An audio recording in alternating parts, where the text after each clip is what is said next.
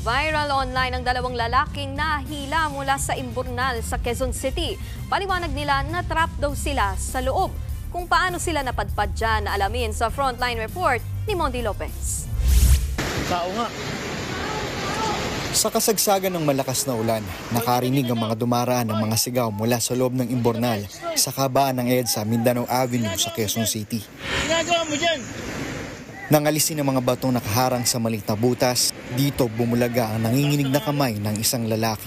Isang rider ang tumulong para alisin ang bakal na nakaharang. Hinila niya ang isang lalaki hanggang sa makalabas ng imburnal. Pero muling sumilip ang lalaki sa imburnal. Yun pala, may isa pang nasa loob ng imburnal. Hindi na nakita ang mga sumunod na eksena, pero nasagip din ang isa pang lalaki.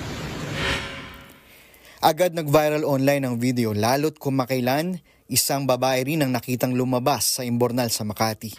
Pero ayon sa Quezon City Police District, inutusan ang dalawang lalaki ng kanilang kapitbahay para ayusin ang sirang hose sa ilalim ng drainage system.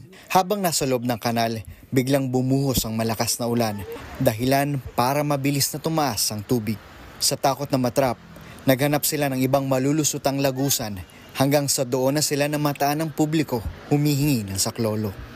Ganito na yung itsura ngayon nung nag-viral na butas kung saan ni-rescue yung dalawang lalaki. Kung makikita nyo, meron ng harang na halaman at mga pinagpatong-patong na bato. So iangat natin, pag inangat natin, makikita nyo talaga, kasya naman talaga yung tao. Pero ang mahirap dito, kung makikita mo napakadilim at masyadong mataas. Kung ako side ko na 5'7", mukhang hindi ko maaabot yung taas. Buti na lang talaga may dumating para i-rescue yung dalawa. At kung imagine niyo yung baha na idinulot ng malakas na ulan, talaga may tendency na malunod yung matatrap dito sa loob. Paalala ng mga otoridad, delikado ang pagpasok sa drainage lalo na kapag tag-ulan. Mas mainam na makipag-ugnayan muna sa otoridad kung may kailangang kumpunihin sa ilalim ng kalsada. Nagbabalita mula sa Frontline, Monty Lopez, News 5.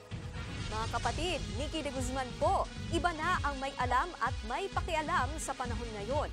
Para sa tuloy-tuloy na balitaan sa Frontline kahit weekend, mag-follow at mag-subscribe sa social media pages ng News 5.